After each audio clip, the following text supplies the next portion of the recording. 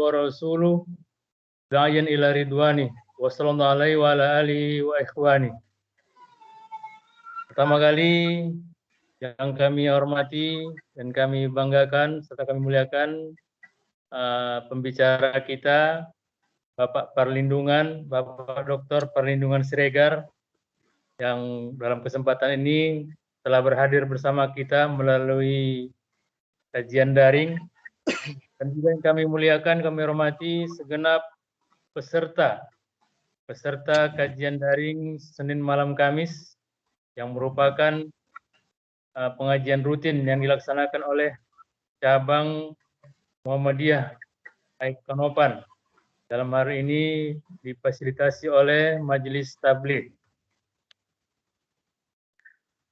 Alhamdulillah, segala puji bagi Allah Subhanahu wa taala. Allah masih memberikan kita banyak karunia, kenikmatan, kesehatan yang patut kita syukuri, kita gunakan dengan sebaik-baiknya dalam rangka mendekatkan diri kepada Allah Subhanahu wa taala, menjaga ketaatan kita kepada Allah Subhanahu wa taala. Sallallahu alaihi wasallam kita sampaikan kepada Rasulullah sallallahu alaihi wasallam, suatu hasanah suri tauladan hidup kita, kiranya memberikan kita kemudahan untuk mematuhi menjalankan risalah yang dibawa oleh Rasulullah SAW, yang itu akan menyelamatkan kita di dunia dan akhirat.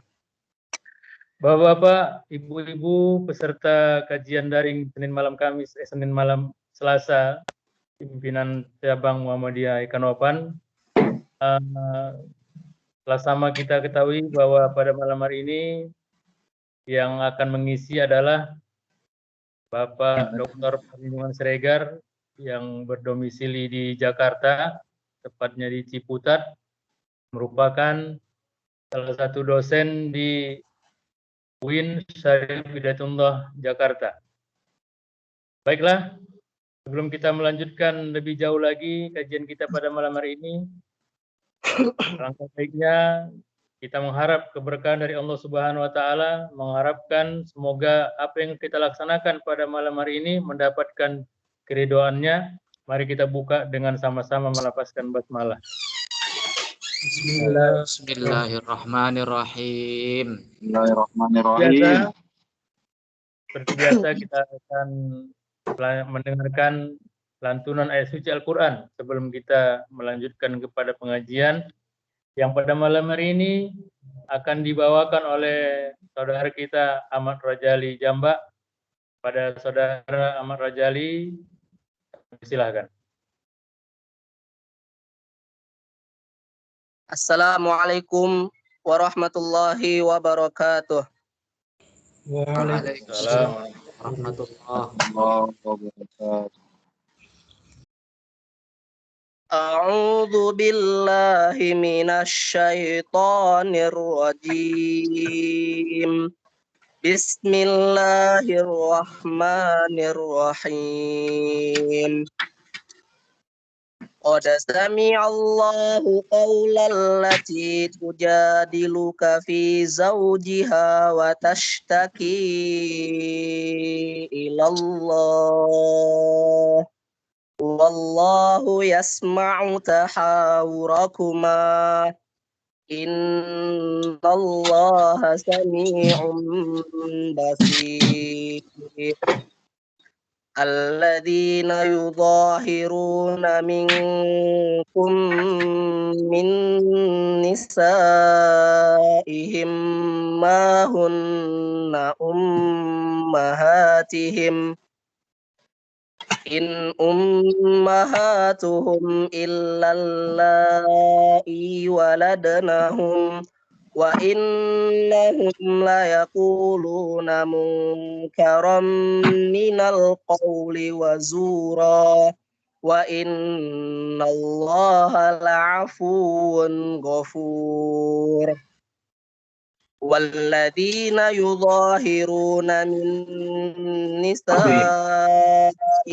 thumma ya'uduna lima qalu fatahriru raqabatin min qabli an yatamassa dzalikum tu'adzuna bihi wallahu bima ta'maluna khabir. فمن لم يجد فصيام شهرين متتابعين من قبل أن يتماسا فمن لم يستطع فإطعام 60 مسكينا ذلك لتؤمنوا بالله ورسوله وتلك حدود الله وللكافرين عذاب أليم إن الذين يحادون الله ورسوله كبتوا كما كبت الذين من قبلهم وقد أنزلنا آيات بينات وللكافرين عذاب مهين يوم يبعثهم الله جميعا فينبئهم بما عملوا أحصاه الله ونسوه والله على كل شيء شهيد ألم تر أن الله يعلم ما في السماوات وما في الأرض ما يكون من نجوى ثلاثة إلا هو رابعهم ولا خمسة إلا هو سادسهم ولا أدنى من ذلك ولا أكثر إلا هو معهم أينما كانوا ثم ينبئهم بما عملوا يوم القيامة إن الله بكل شيء عليم ألم تر إلى الذين نهوا عن النجوى ثم يعودون لما نهوا عنه ويتناجون بالإثم والعدوان ومعصية الرسول وإذا جاءوك حيوك بما لم يحيك به الله ويقولون في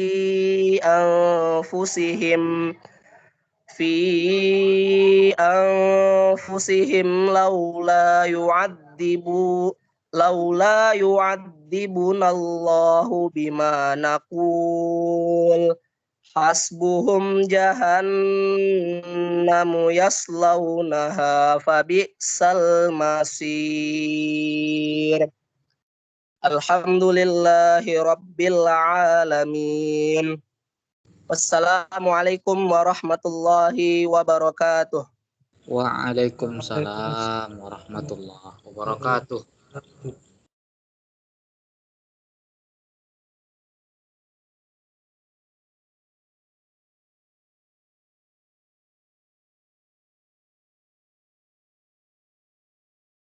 Waalaikumsalam warahmatullahi wabarakatuh.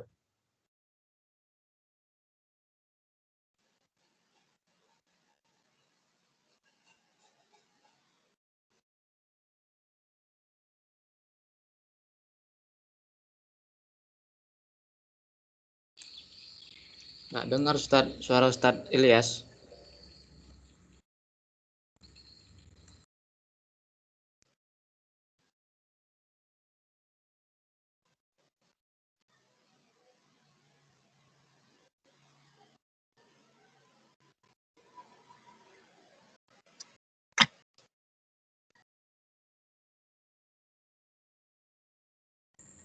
Jaringan mungkin Ustaz Ilyas tuh Pak Rudi.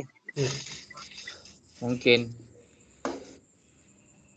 Ya, kita persilakan kepada Ustadz Dr. Perlindungan mungkin bisa lanjut untuk menyampaikan materi. Baik ya. Assalamualaikum warahmatullahi wabarakatuh. Waalaikumsalam warahmatullahi wabarakatuh.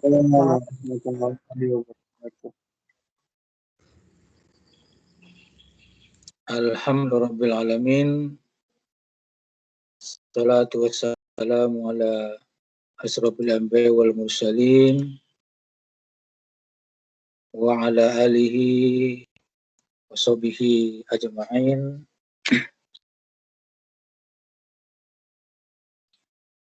Amma ba'du.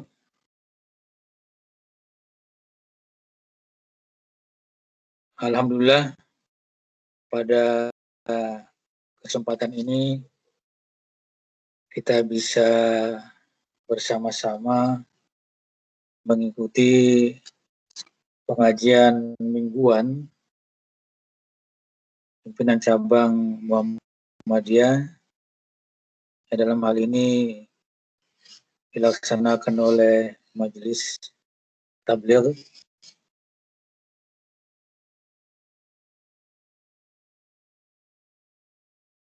Ini adalah suatu kegiatan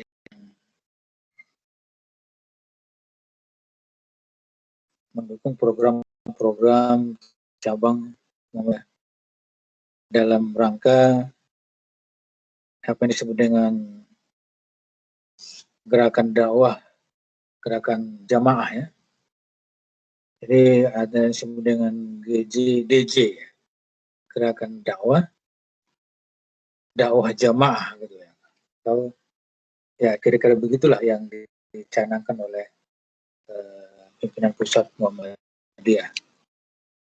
Dalam kesempatan ini saya diberi kesempatan dari Ciputat untuk sharing-sharing ya, bagi atau saling tukar-menukar pendapat atau pemikiran yang namanya adalah nilai-nilai ibadah kurban. Ini adalah satu tema yang sangat baik, karena insya Allah tidak lama lagi kita akan memasuki Idul Kurban atau Idul Adha. Tentunya bahwa istilah kurban itu sudah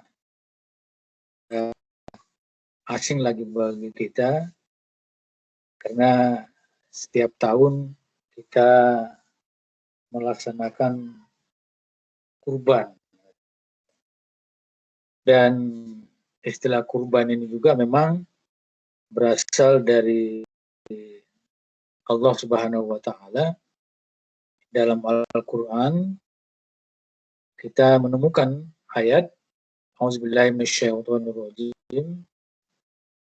Watlu 'alaihim naba'ai Adam bil haqqi id qarraba qurbanan. Di sini ada kata-kata kurban. Itu dengan kata qaf, ro dan ba. Tuqabbila min ahadihima walam yutaqabbal minal akhar. Qala la'aqtulannaka qala innama yataqabbalullahu minal muttaqin. Ini adalah cerita tentang kurban yang pertama sekali tentunya ya, yaitu pada masa Nabi Adam. Walaupun tentu konteks kurban pada masa Nabi Adam ini agak berbeda tentu nanti dengan kurban pada masa Nabi Ibrahim.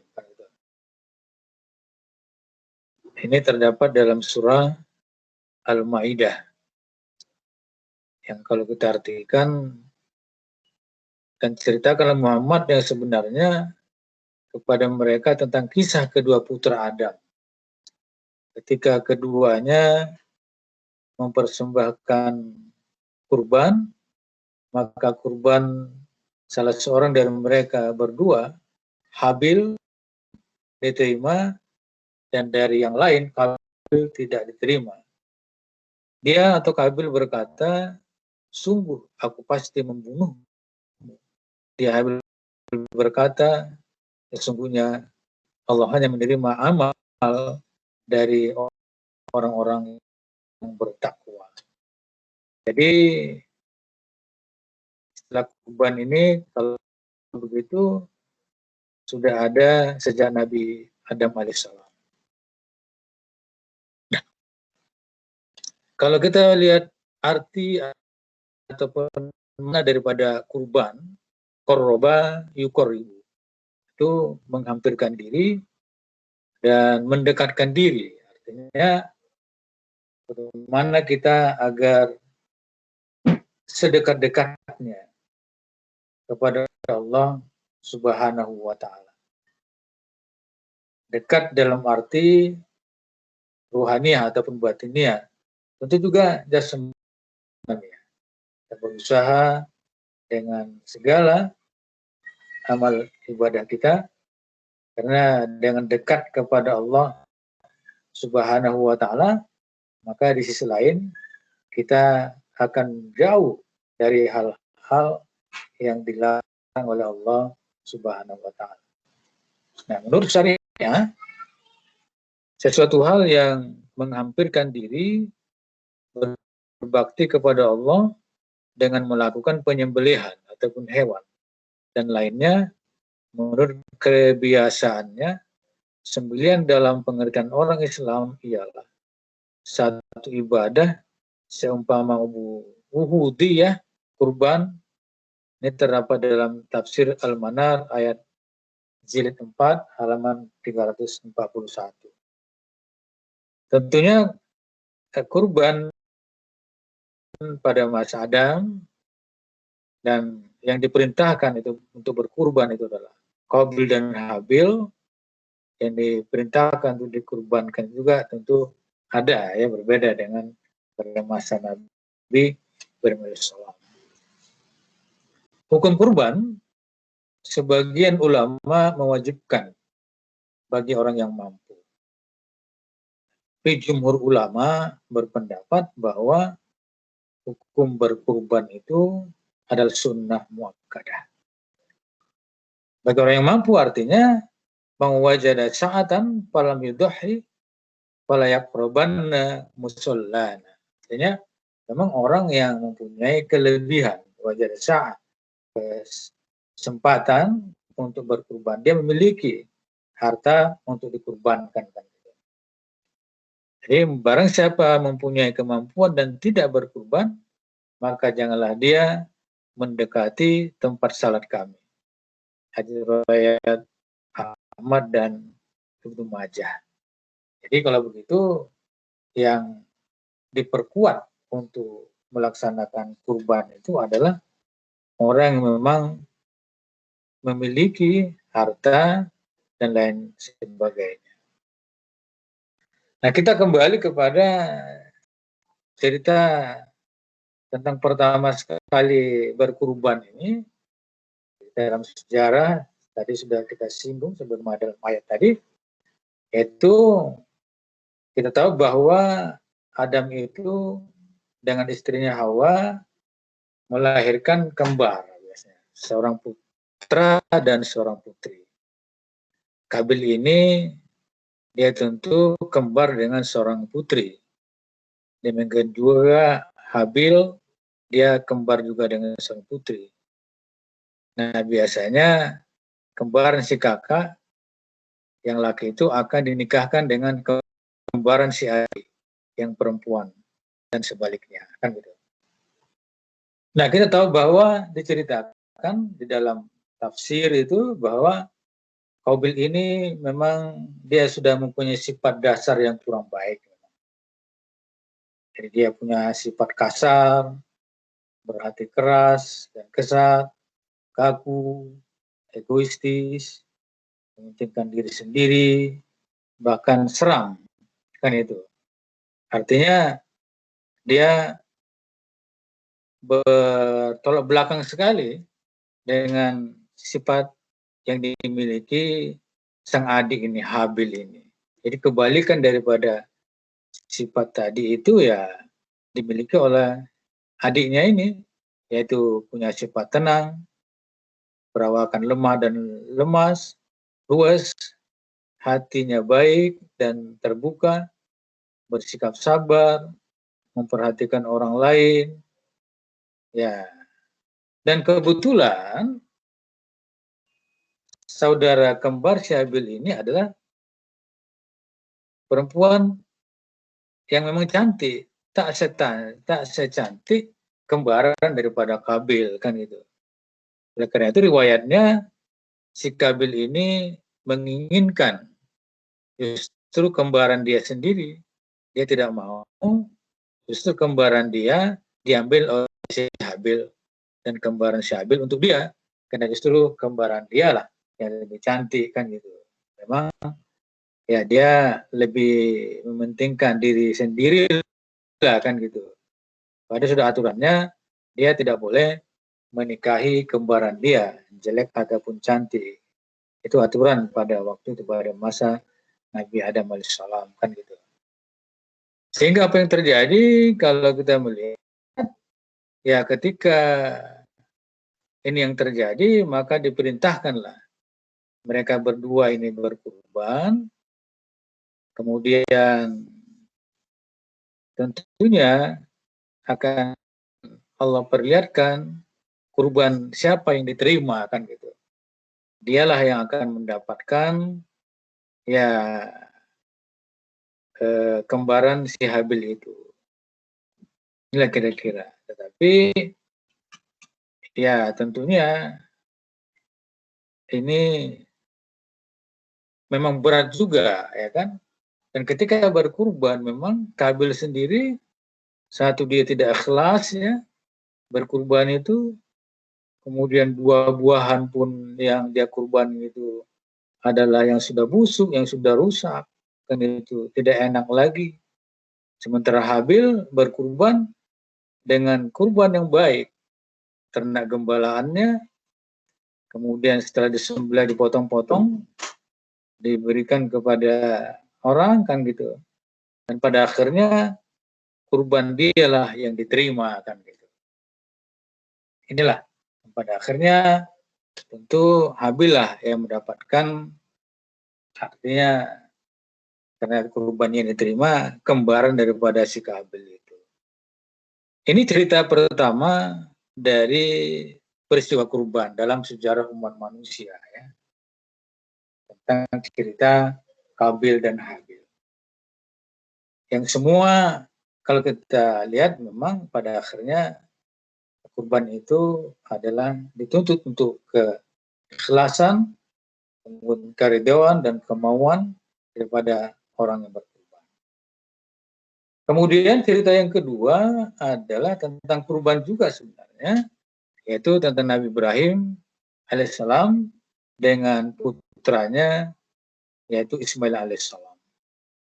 Ini tercantum di dalam surah As-Saffat, surah 37 ayat 102.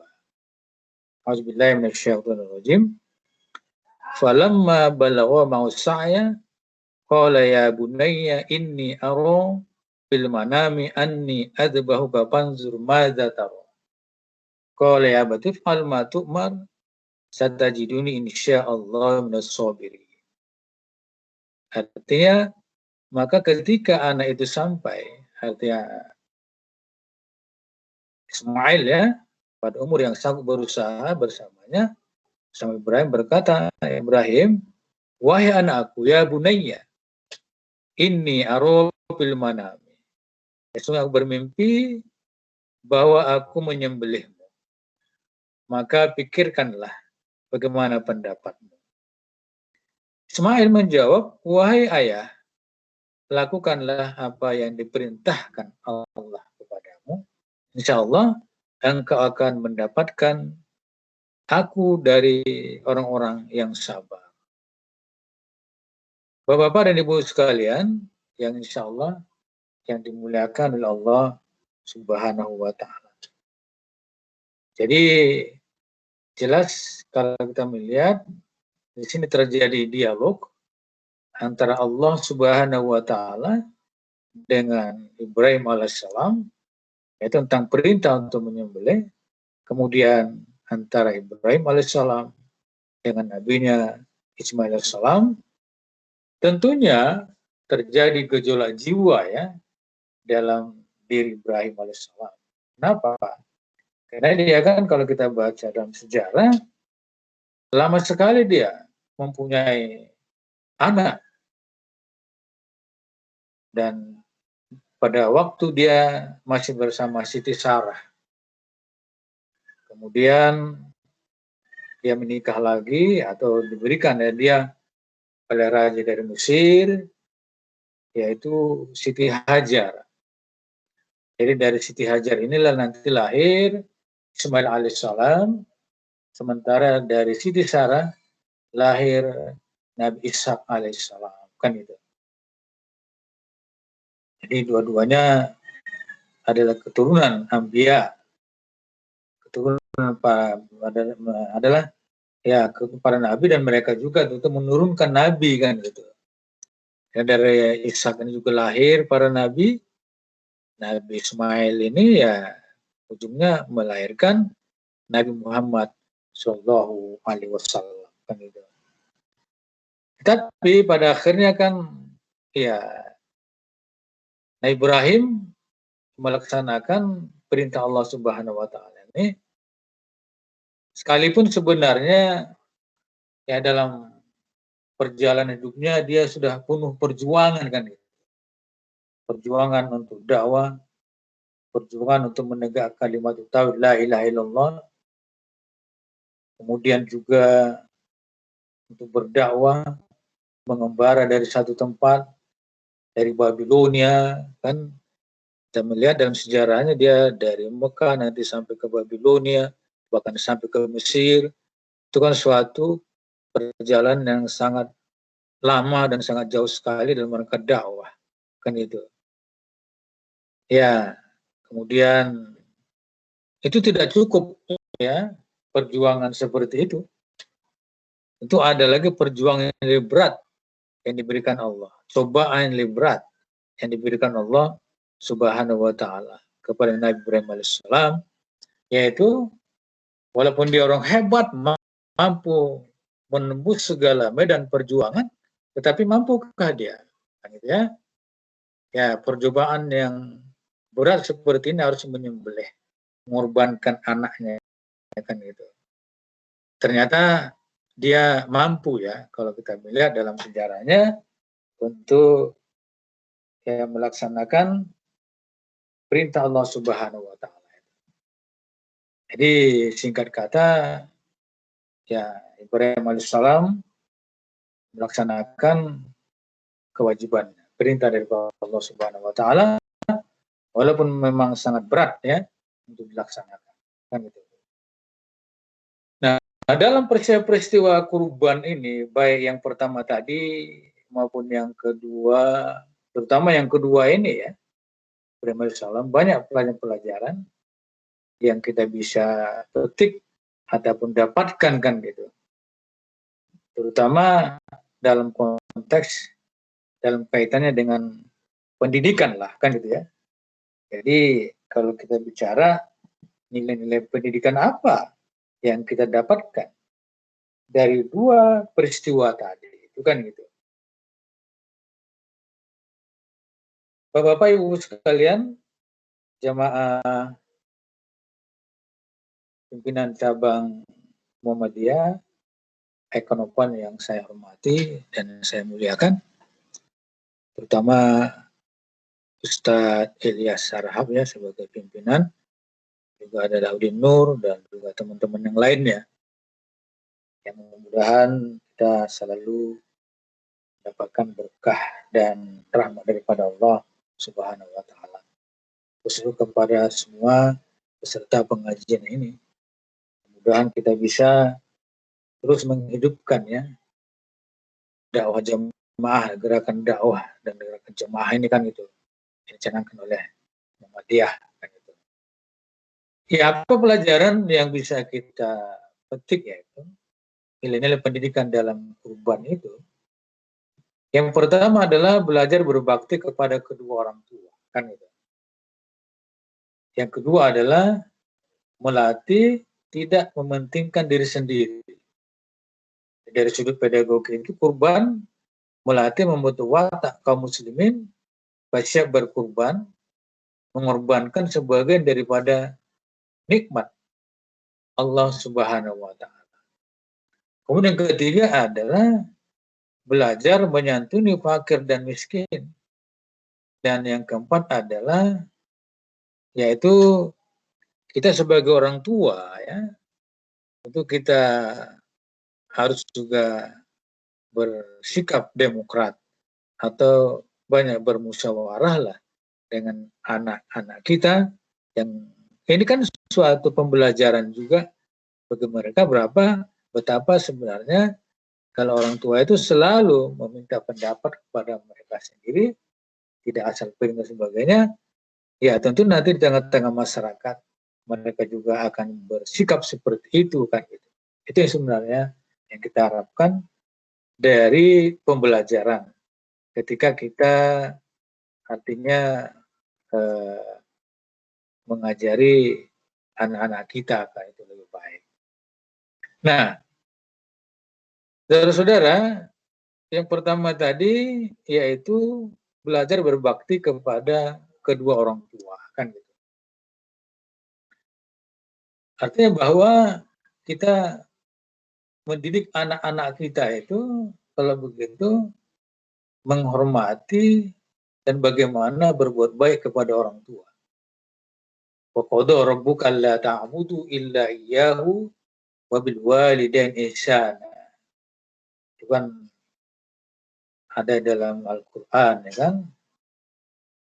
Jadi wa qada rabbuka alla ta'budu illa iyyahu wa bil walidaini ihsana, ya berbuat baik kepada kedua orang tua kan gitu. Kemudian ya atau lanjutan daripada ayat itu mengatakan imma yablughanna al-kibara ahaduhuma kilahuma fala taqul lahum uffin wa la tanharhuma. Jadi ketika mereka itu salah satu atau keduanya sampai usia lanjut fala taqul lahum uffin wa la tanharhuma qul lahum qawlan karima kan gitu. Waqfid lahum janaha dzulli minar rahmah wa qur rabbirhamhuma kama rabbayani shaghira. Kemudian juga tentunya dalam konteks berbakti ini mendengarkan nasihat orang tua dengan baik. Kita coba mengajak anak-anak kita bagaimana ketika kita berbicara, ketika kita menasihat mereka, mereka mau mendengarkan. Ini anak-anak sekarang ini kan kalau kita melihat lebih mau mendengarkan YouTube di dalam HP mereka atau lebih mau mendengarkan pandangan-pandangan nasihat teman-temannya daripada orang tuanya. Agak berbalik mas sekarang. Tapi kita tidak usah berputus asa lah, terus menasihat mereka. Kemudian yang kedua, nilai pendidikan kita tentunya ya bagaimana mematuhi perintah kedua orang tua. Kemudian yang keempat itu meminta izin kepada orang tua ketika hendak bepergian. Ini yang kadang-kadang sudah ditinggalkan oleh anak-anak kita kan gitu. Pergi aja begitu, nggak izin kepada orang tua. Apalagi kalau sudah dia tahu orang tua tidak akan mengizinkan kalau dia pergi ke suatu tempat yang tidak diinginkan orang tua kan. Dia pergi saja kan gitu. Baiknya kan kalau pergi dia cium tangan kan gitu ya. Sampaikan orang tua kan gitu. Kemudian menjaga nama baik dan kemuliaannya. Merawat dan memberikan nafkah kepada orang tua. Membantu meringankan pekerjaan orang tua. Kemudian selalu mendoakan kedua orang tua, berbuat baik kepada kedua orang tua yang telah meninggal dunia kan gitu. Berbuat baiknya tentu adalah yang selalu mendoakan orang tua, Rabbil wal walidayya warhamhuma kama rabbayani shaghira kan gitu. Jadi inilah ya yang pertama yang bisa kita petik ajaran dari dua peristiwa kurban tadi itu. Di mana bentuk-bentuk ya berbakti kepada kedua orang tua kan gitu. Kemudian ya sini juga melatih tidak mementingkan diri sendiri. Bagaimana kasus Kabil dan Habil tadi itu. Kabil memang dia sangat egoistis. Sangat mementingkan diri sendiri. Ini adalah suatu sifat-sifat yang tentunya tidak elok ya kan bagi seorang anak kan gitu. Mana sifat-sifat egoistis itu kan ya dia orang egois adalah itu sangat manipulator yang baik. Jadi dia baik dalam konteks manipulator gitu. Dia pintar gitu memanipulasi. Kita tahu kan cerita tentang kakak-kakaknya daripada Yusuf ya kan, putra daripada Yakub ya kan, iya, yang ya bisa memanipulasi kan gitu. Tidak peduli dengan orang lain, ini sifat-sifat egois ya, selalu ingin dinomorsatukan dalam segala hal, baik karena ada maunya saja, sulit berbagi dan memberi, tidak bisa menerima sekalipun itu membangun, tidak mau mendengarkan orang yang tidak setuju dengan dirinya, merasakan tidak perlu meminta maaf sekalipun berbuat salah, selalu menyalahkan dan menyudutkan masalahnya pada orang lain, selalu hitung-hitungan dengan pasangan, sulit menghargai usaha dan kerja keras orang lain.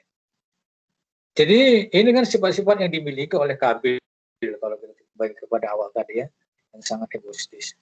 Oleh karena itulah maka ya kita harus berusaha ya membawa anak-anak kita ini untuk tidak bersifat egoistis sebagaimana sifat-sifat egoistis yang baru saya bacakan tadi itu. Bagaimana tentunya ini adalah konteks menyelamatkan mereka.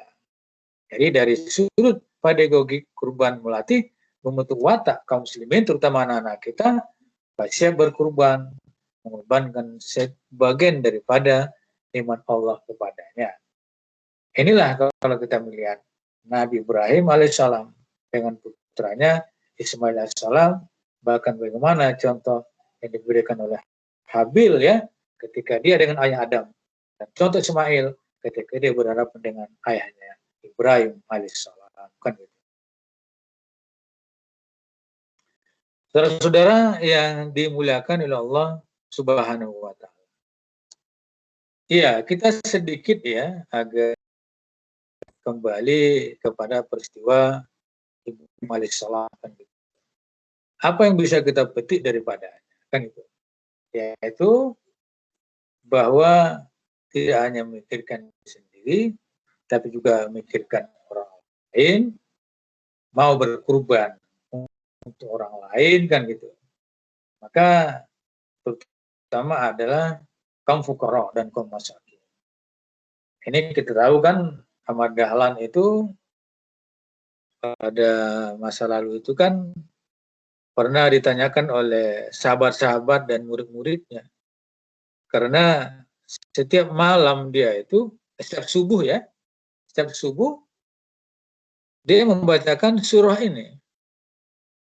Jadi akhirnya teman-teman dan murid-murid dia itu penasaran juga, kok ayatnya itu lagi kan gitu. Watalladzi yukadzibu biddin, fadzalikal ladzi yad'ul yatim kan itu dan seterusnya itu. Maka apa jawab Madahlan? Apakah kita sudah mengamalkan ayat ini? Kan itu. Jadi artinya bahwa ayat ini memang sangat erat kaitannya untuk menyantuni fakir miskin, kaum yatim dan sebagainya. Oleh karena itu dia berpendapat. Madahlan itu berpendapat. Jadi yang pertama sekali kita baca ayat. Ya kan? Kita baca ayat Al-Quran itu terutama surah Al-Maun ini. Sudah kita baca, kemudian kita pahami isinya. Kan? Dan kita memang harus memahami isi daripada setiap ayat-ayat Al-Quran. Kan? Kemudian setelah kita paham, apakah sudah kita amalkan atau belum? Kan itu. Kalau belum kita amalkan, kita jangan pindah ke surah ataupun ayat yang lain. Kan kita madahlan. Kan? Jadi kita baca, kita pahami, kemudian kita amalkan. Kalau memang sudah kita amalkan ayat-ayat ini, baru pindah kita ke ayat yang lain ataupun surah yang lain. Itulah jawaban amadalan pada waktu itu. Jadi ada 4 tingkatannya: baca, pahami, amalkan, baru pindah ke ayat yang lain ataupun surah yang lain. Inilah kekuatan daripada organisasi Muhammadiyah itu. Jadi ini kekuatan yang diinspirasi oleh Ahmad Dahlan tentang ya kegiatan Al-Ma'un ini kan. Karena itu kalau kita melihat ya Muhammadiyah itu pada tahun ya awal abad ke-20 ya, dia melihat bahwa Barat itu begitu maju kan. Barat itu maju satu dalam bidang pendidikan, kemudian dalam bidang sosial, kan itu. Dalam bidang sosial ini adalah rumah sakit, ya kesehatan, panti jompo dan sebagainya. Nah ini Barat itu maju. Setelah masa Renaissance abad ke-14, 15, 16, 17, mereka sudah mulai di bidang ini. Nah, satu di bidang pendidikan, satu di bidang sosial, terutama di bidang kesehatan. Kemudian perhatikan orang yang tidak mampu. Itu mereka sudah berabad-abad ketika mereka mengamalkan itu di masa penjajahan kolonial di Indonesia kan gitu. Maka inilah yang ditiru oleh Ahmad Dahlan ya, bagaimana Barat itu bisa maju. Tapi kan kaum tradisional menolak sama sekali menurut Barat, mentasak bahagia komin bahwa Ahmad Dahlan tidak. Kenapa kita harus menganggap itu haram? Enggak mengharamkan kalau kita meniru cara pendidikan Barat, pakai kelas, pakai batasan usia, pakai ilustrasi dan sebagainya, pakai celana, pakai dasi, pakai jas, kan gitu. Yang kaum tradisional itu kan mengharamkan. Ternyata dengan mengikuti cara-cara seperti ini, cara-cara orang yang maju, yang tidak diharamkan dalam Islam, maka Muhammadiyah kan bisa maju, dan bisa maju dalam kegiatan pendidikannya, mempunyai 130-an perguruan tinggi dan sebagainya kan gitu. Ya karena ini memang sudah dimulai pada awal abad ke-20. Dan ini kita tinggal meneruskan aja kan gitu. Jadi bagian ketiga ini memang adalah bagian yang sudah ada pada nafsa. Artinya mau berkurban kan, mengurus anak yatim dan sebagainya kan gitu. Ini Ahmad Dahlan sudah mengamalkannya. Maka tentunya kita ya sebagai pengikut Ahmad Dahlan ini itu harus berusaha untuk sebaik mungkin ya mengikuti bagaimana metode ataupun cara Ahmad Dahlan. Kan? Bapak Ibu sekalian yang dimuliakan oleh Allah Subhanahu Wa Taala, mungkin saya sedikit lagi ya, slide ini mungkin 5 menit lagi lah, supaya pas 40 menit. Yang keempat itu adalah sikap Ibrahim kan gitu. Jadi tadi sikap kita terhadap anak-anak, bagaimana kita membangun anak-anak, bagaimana kita mendidik anak-anak kita, tapi kita juga harus selalu introspeksi diri ya sebagai orang tua, karena kalau kita petik pelajaran dari Ibrahim alaihissalam itu, ya sebagaimana ayat yang saya bacakan tadi itu, ya ini arafil manami anni azabahuka panzur maja taro. Artinya bagaimana pendapatmu wahai anakku? Ini kan sangat demokrasi sekali. Artinya anaknya diajak musyawarah. Bukan ujuk-ujuk, hai anakku, Kan bisa aja dia, Allah merintahkan aku untuk menyembelihmu, siapkan semua peralatan biar saya sembelih kamu, enggak. Sampai 3 kali dia mendapatkan perintah ini, kemudian dia sampaikan kepada anaknya, dia musyawarah. Nah, Ibrahim Ismail alaihissalam memang anak yang sangat-sangat kepada orang tuanya pun sangat menghargai anak-anak kan itu. Mereka diajak berbicara, diajak bermusyawarah, kan gitu ya kan? Ini Ibrahim alaihissalam, panjur majataro, ya kan? Jadi sebenarnya salah satu pendidikan karakter ya, yang perlu kita tanamkan kepada anak-anak kita ini adalah, yaitu tentang ajalah mereka memikirkan sesuatu yang berkaitan dengan rumah kita, yang berkaitan dengan PR dan pekerjaan, selalu mereka kita ajak berbicara. Bermusyawarah dengan anak adalah salah satu pendidikan karakter para anak kita, sebagaimana Ibrahim alaihissalam sebelum dia melaksanakan yaitu perintah Allah Subhanahu wa taala untuk menyembelih putranya Ismail alaihissalam. Saudara-saudara sekalian yang insya Allah dimuliakan oleh Allah Subhanahu wa taala. Jadi dengan demikian bahwa betapa sebenarnya ya, suatu peristiwa sejarah sebenarnya.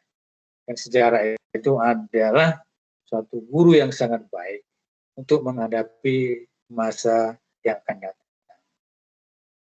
Jadi artinya kita memang diperintahkan Allah Subhanahu wa taala untuk melihat kepada masa lalu, yaitu sebagai jalan yang terbaik kita jalankan untuk masa-masa yang akan datang kan. Maka kita melihat bahwa peristiwa kurban ini adalah suatu peristiwa yang diceritakan Allah Subhanahu wa taala dalam Al-Qur'an, yang tentunya baik kita sebagai pengikut Nabi Muhammad SAW bisa kita jalankan insya Allah dengan sebaik-baiknya, ya terutama yang berkaitan dengan pendidikan karakter anak-anak kita, tapi juga bagaimana kita membangun, mendidik anak-anak kita dalam situasi dan kondisi yang sangat berbeda memang ketika tahun 80-an, tahun 90-an, tahun 70-an kan itu. Sangat berbeda anak-anak sekarang ini dengan ya tahun 70-an, 80-an kan itu. Karena sekarang ini memang terus selalu kita aja berbicara, pecahkan masalah, pertama adalah bagaimana mereka selalu untuk beribadah kepada Allah Subhanahu wa taala. Saya kira inilah ya semacam pengantar dari saya, kalau kita katakan pengantar.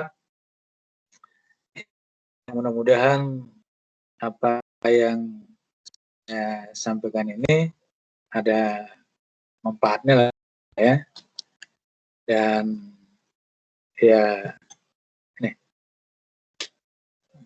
ya stop ya, iya mana lagi, oh udah oke. Ya saya kira sampai sini uraian ataupun ceramah saya, ya lebih kurang mohon maaf dari batin. Wassalamualaikum warahmatullahi wabarakatuh. Waalaikumsalam Warahmatullahi wabarakatuh. Saya mau kasih. nanya,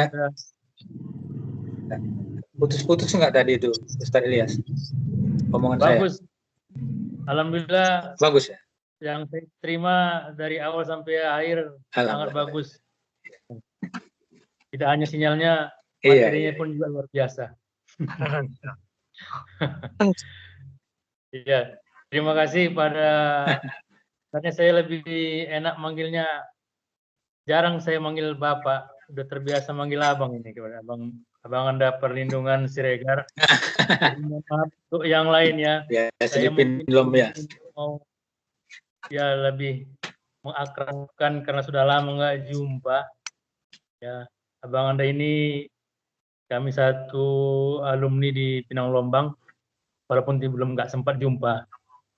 Nah, dan juga satu alumni di UIN Ciputat. Ya Bang ya. Baiklah, tentunya Iya. apa yang disampaikan Dulu tadi sering ketemu sih. tadi sampaikan sangat luar biasa materinya, artinya bahwa dalam berkurban ini banyak hal yang bisa kita ambil hikmah yang bisa kita bawa kepada pendidikan terhadap diri kita agar kita bisa menjadi pribadi yang lembut, pribadi yang tidak egois, pribadi yang peduli kepada sesamanya, dan banyak lagi tadi yang telah dipaparkan oleh Abang Anda, apa-apa saja yang bisa kita ambil dari sisi pendidikan terhadap diri kita, terhadap keluarga, terhadap anak-anak kita. Namun demikian, kiranya dalam kesempatan ini kita mohonkan kepada Abang Anda Perlindungan Siregar untuk memberikan waktunya lagi, barangkali peserta kajian pada malam hari ini ada yang ingin bertanya atau ada yang ingin yang mau curhat pun boleh, silahkan aja. Insya Allah Abang Anda menerimanya kan Bang ya. Ya, Insya Allah. kami persilakan kepada Bapak Ibu yang ingin bertanya. Silakan. Izin Ustaz. Ya, silakan. Ya, silakan. Ya. Assalamualaikum warahmatullahi wabarakatuh. Waalaikumsalam warahmatullahi wabarakatuh. Bi. Nomor Bapak mana nih? Ustadz Ilyas telah memberikan waktu.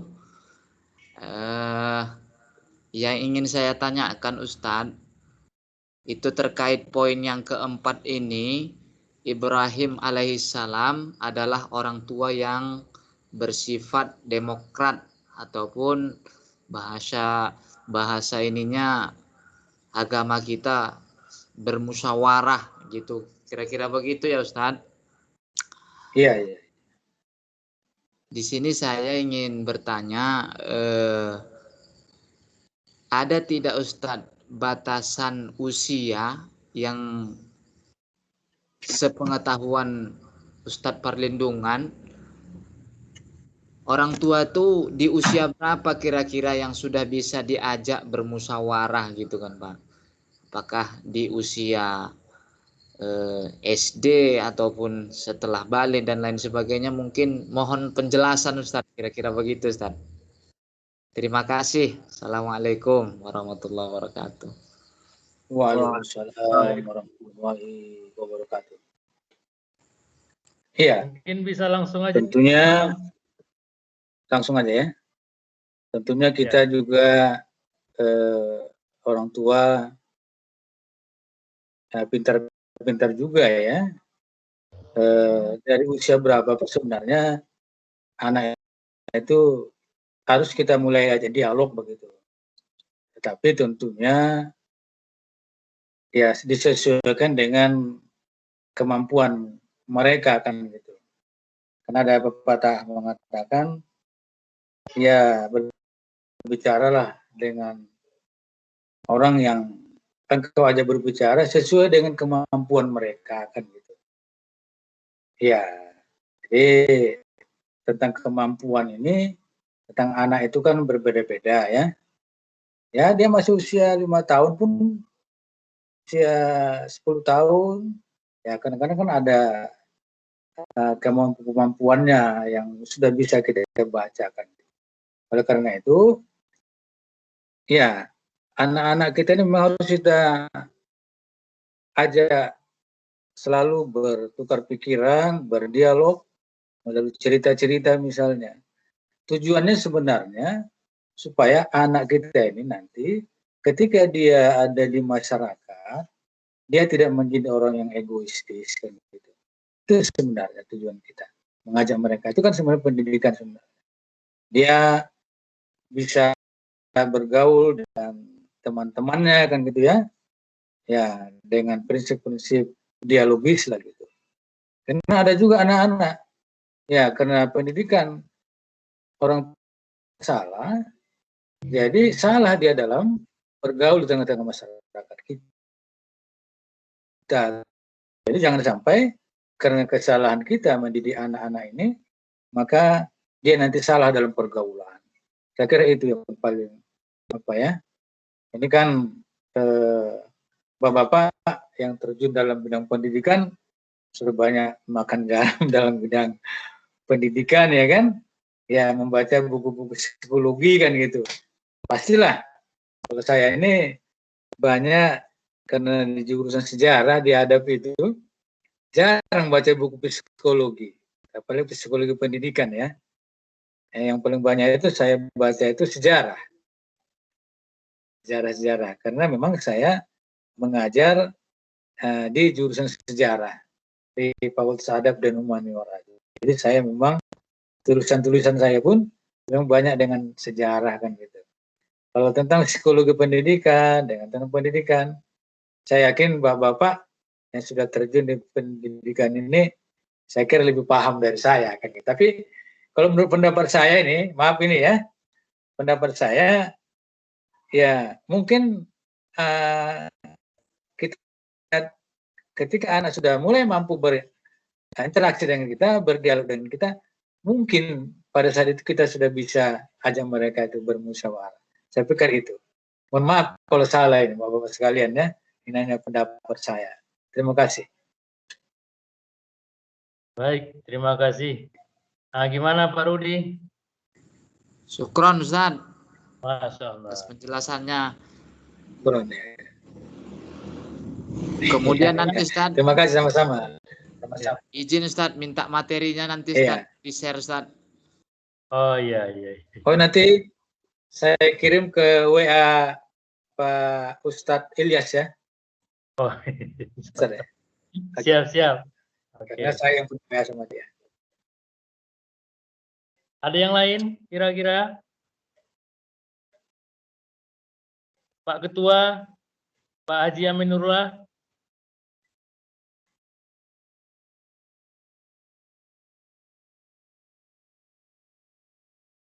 Dr. Ivan.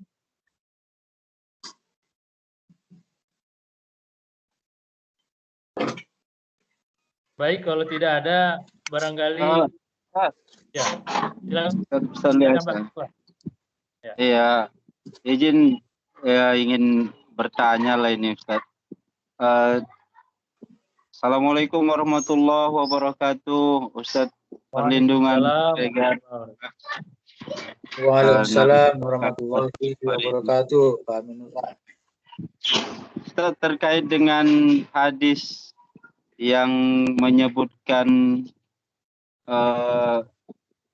kira-kira tadi artinya jangan dekati tempat sholatku ketika kalian tidak ingin melaksanakan kurban. Jadi kurban ini kan pelaksanaan setiap tahunnya, setiap hari raya Idul Adha. Terkadang mungkin karena menjadi sesuatu yang sudah biasa, ada kebiasaan di masyarakat kita ini seolah-olah ketika dia sudah pernah berkurban dianggap itu sudah menjadi menjadi melepas tanggung jawab itu. Padahal kan sebenarnya kurban itu bukan hanya sekedar acara ritual yang melepas kewajiban setiap tahunnya. Padahal banyak tadi yang disampaikan Ustadz kan banyak pelajaran-pelajaran yang berharga di sana. Namun kebanyakan di masyarakat kita ini pesan-pesan itu kayaknya tidak sampai Ustadz tentang kurban ini. Malah banyak yang berkembang kurban ini sebagai yang pertama mungkin sebatas ritual yang menjadi kewajiban bagi yang merasa mampu, yang sudah mampu. Di sisi yang lain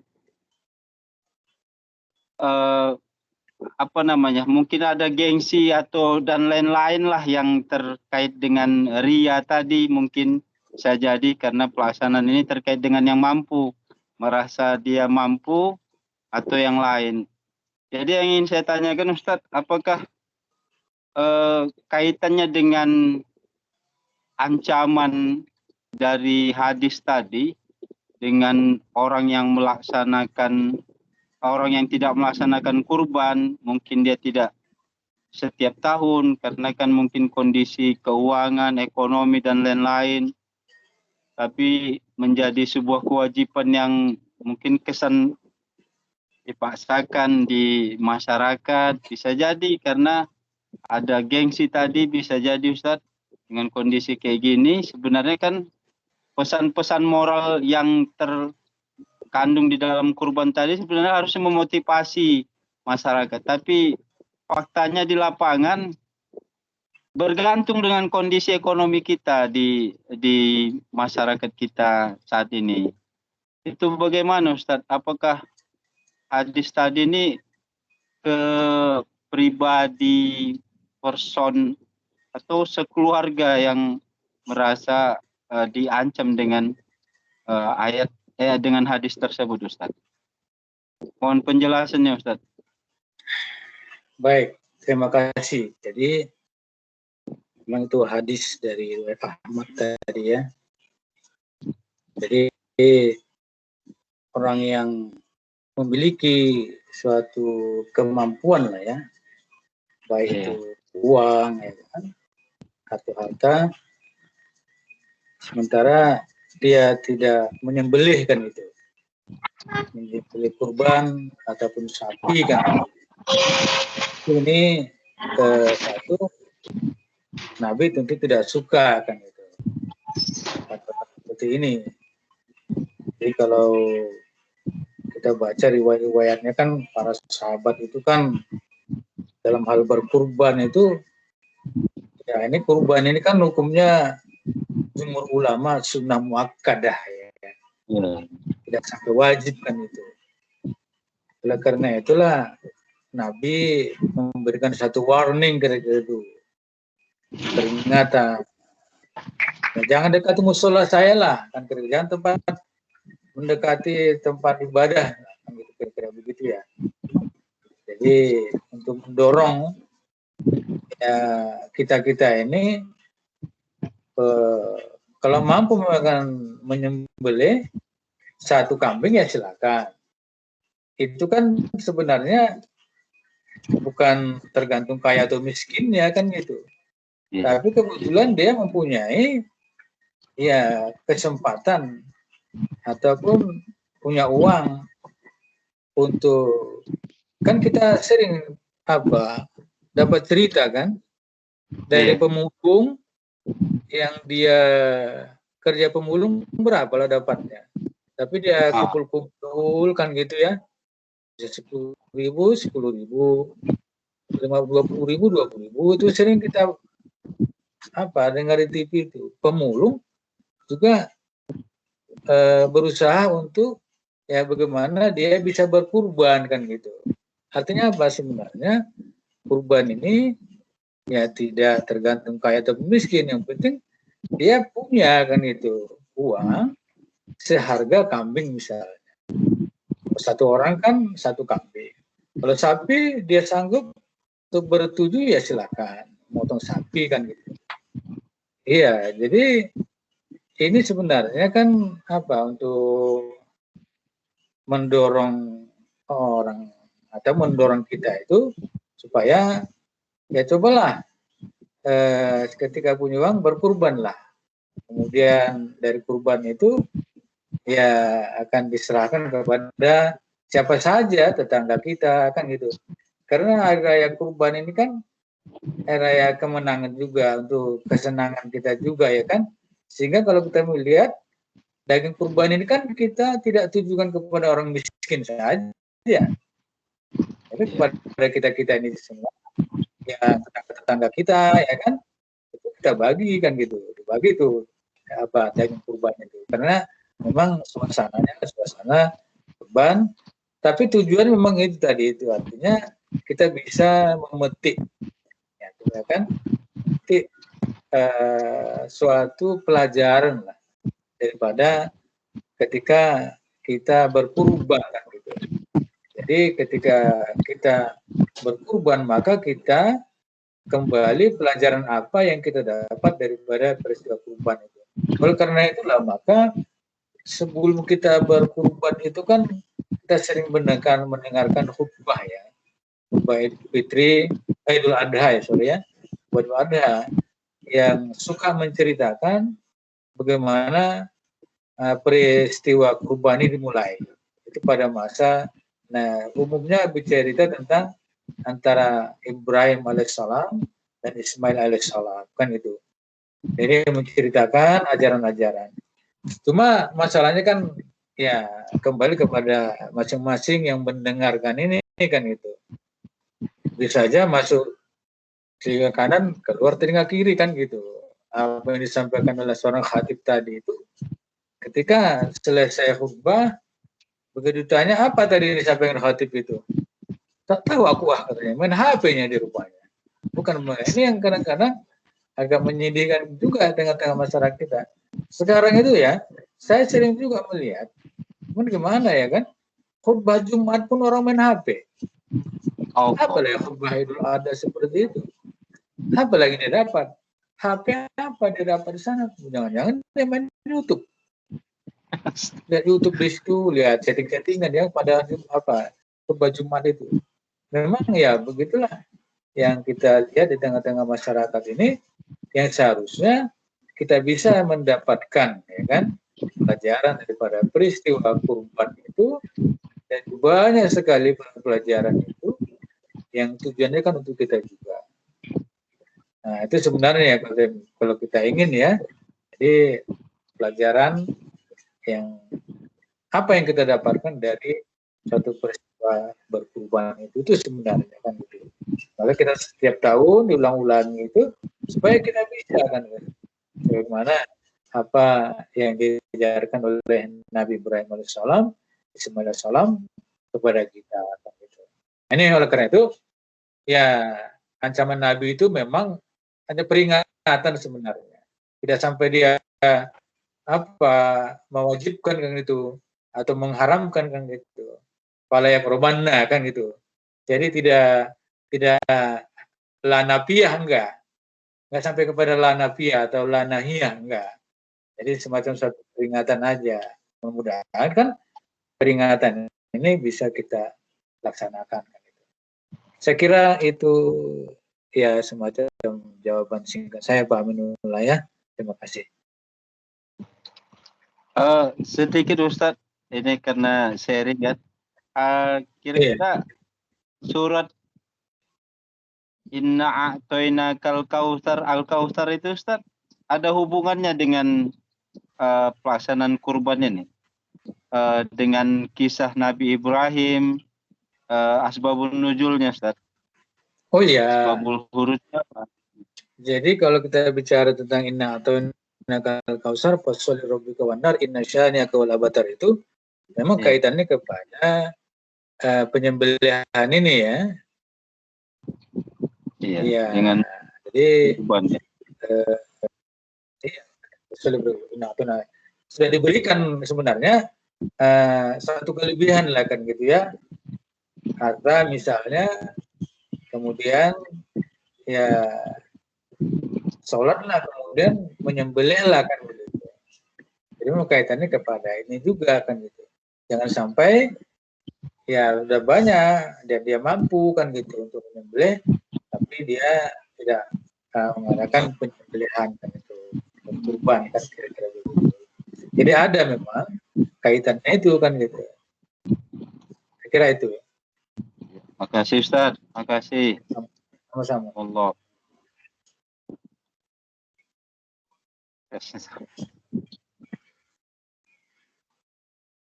Suara Ustaz, suara.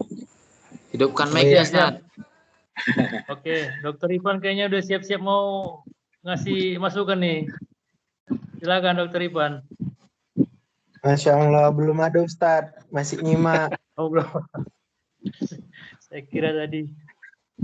Baiklah, Bapak Ibu, saudara-saudara yang dimuliakan Allah Subhanahu Wa Taala, barangkali mengingat waktu dan kegiatan yang kita kerjakan untuk hari. Mungkin sebelum kita tutup, ada baiknya kita mintakan kembali kepada Abang Anda Perlindungan Siregar barangkali bisa memberikan kesimpulan berikut nasihat untuk kami di Aikanopan dan sekitarnya. Ya, silakan Abang Anda. Abang ini jarang pulang, jadi nggak tahu situasi di sana. Iya, jadi apalah mau disampaikan ya. Ya, mudah-mudahan kaitan dengan Muhammadiyah ini aja lah ya. Jadi memang kita tahu ya bahwa namanya cabang itu banyak ya tantangan-tantangannya ya. Ya, setiap cabang ini kan banyak ranting kan gitu. Banyak ranting itu kadang-kadang dia tinggal nama kan gitu. Aktifnya kalau muscap saja kan gitu. Kalau di Ciputat ya. Ada sih 1-2 gitu ranting yang masih eksis kan gitu. Karena bagaimanapun yang paling diharapkan untuk bergerak itu kan ranting ini kan gitu ya. Jadi karena ranting inilah yang dekat dengan komunitas muslim, komunitas masyarakat kan gitu. Oleh karena itu kan ranting itu diberikan hak bahkan untuk membangun sekolah, membangun amal usaha Muhammadiyah karena dia yang lebih dekat kepada masyarakat. Cuma ini masalahnya ya yang kita hadapi ya ranting-ranting kita ini, tapi kita ya sebagai pimpinan cabang ya memang harus kita ya bersabar lah menghadapi ya hal-hal seperti ini gitu. Apalagi ya yang paling fokus sebenarnya kalau kita bicara cabang ini menghidupkan DJDJ itu, gerakan apa? Gerakan dakwah berjamaah itu ya kan. Karena bagaimanapun wal takum min yadul khair ya'muru bil ma'ruf wa yanhauna 'anil munkar. Ini saya kira apa ayat ya 104 Ali Imran itu yang ada dalam mukadimah anggaran dasar Muhammadiyah itu kan gitu. Jadi sebagai gerakan dakwah amar ma'ruf nahi munkar ya gerakan Islam. Nah ini memang harus kita mulai sebenarnya bagaimana menghidupkan ranting. Kemudian dari ranting ini nanti ya kita sama-sama ya membangun cabang ini kan gitu. Nah cabang mungkin daerah. Kalau daerah itu biasanya kan dia lebih pada memberikan pandangan-pandangan, memberikan apa ya imbauan sebagian kepada cabang kepada ranting kan itu dekat daerah itu. Tapi memang DJDJ itu memang fokusnya di ranting dan di cabang itu kan gitu. Itu saya pikir ya. Oleh karena itu ya mari sama-sama kita menghidupkan jadi Muhammadiyah itu ada ya karena pengajian-pengajian ini sebenarnya terutama ranting itu. Kalau ranting sudah nggak ada pengajian berarti ranting itu udah nggak ada. Intinya itu. Apa lagi? Ya kan? Udah nanti paling kegiatannya kalau mau apa mau ada acara. Nah, mereka datang lah gitu ya kan. Nah, gitu. Itu yang terjadi kalau di Ciputat. Makanya saya di LPCR Tangerang Selatan ini ya sebenarnya saya sudah mau serahkan ke Hilal kemarin itu ya. Pak Hilal yang menggerakkan itu karena saya kan ada di pengurus wakil ketua PDM sekarang. Tapi saya ya kepingin supaya gimana cabang dan ranting ini bisa berjalan gitu. Alhamdulillah saya melihat dan saya kan selalu ikut juga walaupun melalui Facebook ya bagaimana ranting cabang ini PDM cabang Aikanopan. Makanya flyernya yang tadi itu saya share kepada grup LPCR Tangerang Selatan gitu supaya mereka terangsang begitu ya kan. Iya jadi memang itu ya ranting ada yang hidup segan mati tak mau. Cabang juga begitunya tuh di Ciputat di Tangerang Selatan ini ada yang hidup ya ada yang hidup segan mati tak mau. Nah, beginilah kondisi kita. Tapi alhamdulillah ya, kita tetap semangat lah, kita tetap berjalan ya supaya Ramadan bisa eksis dengan masyarakat. Saya kira itu nasihat saya, kalau bilang nasihat tadi Ustadz Ilyas, nasihat ya yang berkaitan dengan Muhammadiyah aja lah kan gitu. Terima kasih. Ya. Terima kasih pada Bang Anda. Jadi untuk kami perkenalkan Bang Anda yang tadi bertanya itulah ketua kami, ketua cabang. Oh, ketua cabang. Pak Aminullah. Alhamdulillah. Allah. Alhamdulillah. Alhamdulillah. Yang di bawah beliau maju pesat. Iya. Sama yang ranting Ekonomi Barat maju besar itu. Saya hidup ya. Mudah-mudahan itu. Ketua PRM-nya Ustadz Ilyas Harahap. Oh, ketua PRM. Iya, ketua PRM-nya Ustadz. PRM-nya selesai. Syukurlah. Jadi itu namanya bersinergi namanya kan. Ternyata ya malam hari ini banyak hal yang kita bisa dapatkan dari Abang Anda Perlindungan Siregar yang sudah banyak tahu seluk-beluk tentang Muhammadiyah ya, mulai dari tamat pesantren berkecimpung ataupun menyatu dengan Muhammadiyah, ya kan Bang? Iya. Langsung ke IMM. IMM. Langsung ke Muhammadiyah gitu. Baiklah, barangkali kita cukupkan pengajian kita. Baiklah. Cukup, Ustaz. Bapak Ibu yang kami muliakan, wabil khusus kepada pemateri Abang Anda Perlindungan Siregar yang telah bersama kita dan telah memberikan berbagi ilmu kepada kita. Mudah-mudahan yang disampaikannya bisa kita terapkan, kita ambil hikmahnya, sehingga dengan demikian Abang Anda Perlindungan mendapatkan kebaikan, mendapatkan pahala yang terus mengalir ketika kita mengamalkan apa yang disampaikannya, dan kita semua mendapatkan keberkahan dari Allah Subhanahu wa taala. Mari kita tutup pengajian kita dengan berserah diri kepada Allah Subhanahu wa taala dengan melapaskan hamdalah. Alhamdulillah. Wa bihamdika asyhadu an la ilaha illa anta astaghfiruka wa atubu ilaik. Wabillahi taufiq wal hidayah.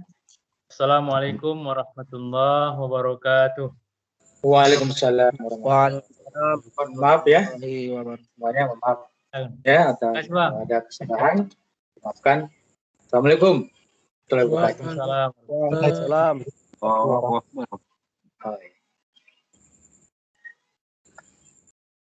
Baik, pada serta nanti mungkin minggu depan ada rencana, mudah-mudahan bisa diisi oleh salah satu kolega Dokter Ipan ya, mudah-mudahan bisa terkoneksi dokter dari ujung utara Sumatera, yaitu dari Aceh ya dokter ya, mudah-mudahan bisa. Ya, Pak. Tadi udah chat via Facebook tapi belum dibalas sama beliau. Siap. Karena kebetulan beliau juga sedang isolasi mandiri. Iya. Jadi belum selesai isolasi mandiri, tapi alhamdulillah nggak terlalu berat gejalanya. Saya kabarin lah Pak gimana perkembangannya, insya Allah. Siap. Ya, walaupun tantangannya berat ya, kita mengajak teman-teman yang lain. Mudah-mudahan yang ini bisa tetap istiqomah dan melakukan kajian daring ini. Saat ini mungkin tadi hanya 11 atau 12 orang ya, dan tidak menyurutkan semangat kita. Dan kita tutup room ini ya.